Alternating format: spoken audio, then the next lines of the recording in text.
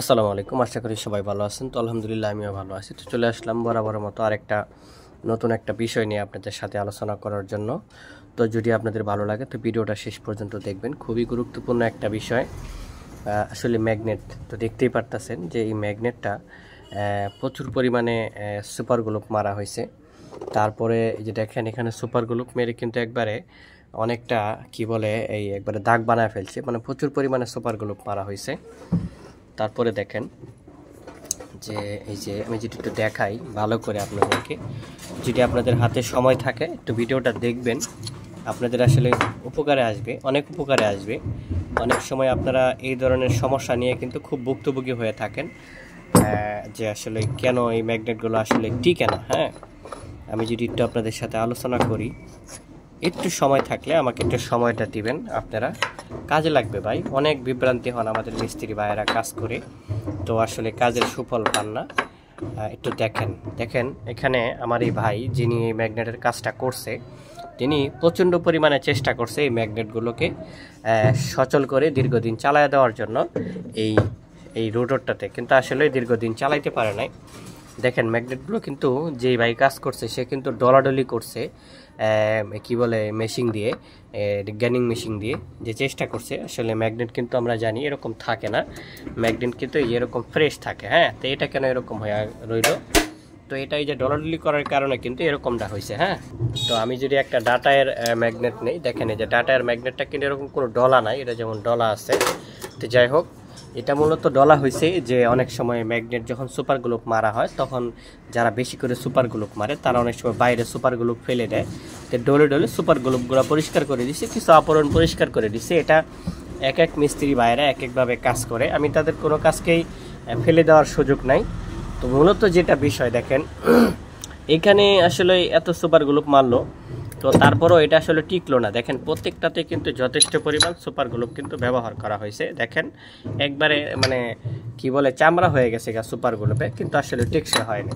যেগুলো কেন নষ্ট হয়ে যায় দেখেন, এখানে এই যে দেখেন একটা ম্যাগনেট ঘষা খাইছে, একটা ম্যাগনেট ঘষা খাওয়ার ফলে অতিরিক্ত হিট হয়েছে, হিট হয়ে সুপার গ্লুপ থেকে ছেড়ে দিছে। অতিরিক্ত হিট হলে কিন্তু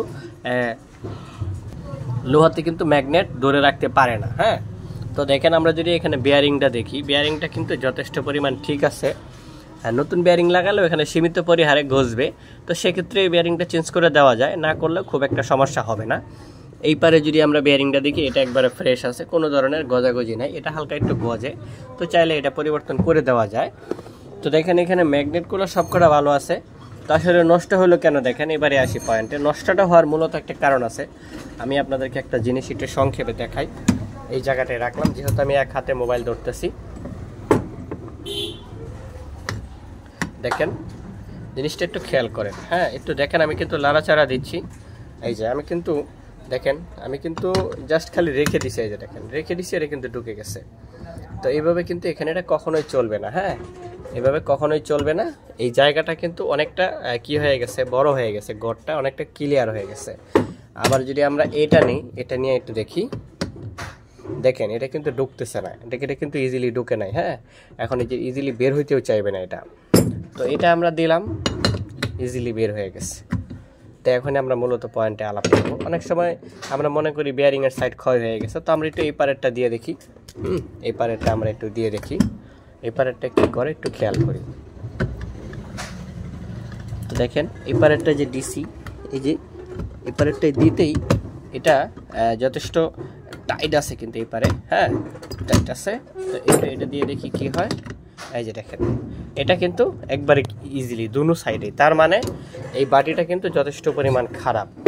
তা আমরা যদি এই ধরনের বাটি ব্যবহার করি, সে কিন্তু যে বাই কাজটা করছে সে আসলে বাটির দিকে খেয়াল করে নেই, বাটির দিকে খেয়াল না করে সে শুধু আসলে ম্যাগনেটগুলোর কাজ করে দিয়ে দিছে। ম্যাগনেটগুলোর কাজ করে দেওয়ার ফলে বাটিটা যদি ঠিক না থাকে তাহলে কিন্তু কখনোই কিন্তু ম্যাগনেট টিকানো সম্ভব না। হ্যাঁ, তো এখানে মূল যে বিষয়টা সেটা হলো যে আমরা এই বাটিগুলো সবার আগে ফলো করব। হ্যাঁ, যে বাটিগুলো আসলে খারাপ আছে কিনা।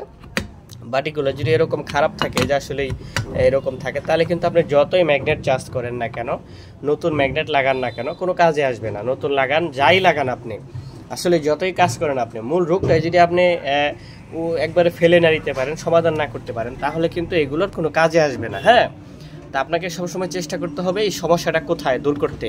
এই ধরনের যদি কখনো বাটি খারাপ থাকে বা এপারে যে ইয়াটা থাকে, এই বডিটা থাকে, এটা যদি কখনো খারাপ থাকে তাহলে আপনাকে কিন্তু এগুলো আগে সমাধান করতে হবে, আগে এই বাটি চেঞ্জ করতে হবে। যদি আপনার কাছে বাটি না থাকে তাহলে তার বিকল্প পথ খুঁজে বের করতে হবে, কিন্তু তাই বলে ওইভাবে দেওয়া যাবে না, কারণ এই ম্যাগনেটগুলো চার্জ করতে ড্রাইভারের বিল অনেক খরচ কিন্তু হয়ে যায়। তো সেক্ষেত্রে কিন্তু এই ধরনের কাজ অনেকটা ঝুঁকিপূর্ণ হয়ে থাকে। অনেক বায়েরা কমপ্লেন করেন যে ম্যাগনেট আসলে চার্জ করলে টিকে না, ম্যাগনেট চার্জ করলে বেশি দিন যায় না। আরে ভাই, ম্যাগনেট চার্জ করলে বেশি দিন যায় না, যারা এই সমস্ত মেশিন দিয়ে কাজ করে দীর্ঘদিন যাবৎ কাজ করতেছে তাদের কিন্তু ঠিকই চলে, কারণ তারা রোগগুলো বুঝতে পারে। অনেক সময় আপনারা অন্য অন্য জায়গা থেকে ম্যাগনেটগুলো চার্জ করে নিয়ে আইসা ঠাস করে দেন, লাগায় দেন, সুপার গ্লুপ মেরে দিলেন। আপনি সুপার গ্লুপ যদি এই জায়গাটা যদি শক্ত থাকে, টাইট থাকে, তাহলে কিন্তু সুপার গ্লুপ না মারলেও চলে। তারপরে যদি এই খিলগুলাকে যদি একটু ক্লিয়ার করে দিতে পারেন, চাপায় দিতে পারেন, তাহলেও কিন্তু আপনার কি হয়, সুপার গ্লুপ না মারলেও চলে। তারপরেও আপনি যদি নিরাপদ মনে করেন সুপার গ্লুপ মারে দিতে পারেন। সুপার গ্লুপ মারাটা খারাপ কিছু না, যদি সেটা অত্যন্ত ভালো মানের সুপার গ্লুপ হইতে হবে। যেমন তেমন বাজারের সুপার গ্লুপ কিনে এনে মেরে দিলেন, ওটা দেখবেন যে আডা আডা ভাব আছে, ওটা ভিতরে যায়ও না, আসলে ধরেও না। এগুলো অত্যন্ত শক্তিশালী জিনিস। তো যদি ভালো মানের কাজ করতে পারেন তাহলে কিন্তু আসলে এই জিনিসগুলো টেকসই হবে। আমরা যেহেতু সবসময় কাজ করি, তো আমাদের অভিজ্ঞতা থেকে বললাম, যে ভাবলাম যে আসলে বিষয়টা আপনাদের সাথে আলোচনা করি।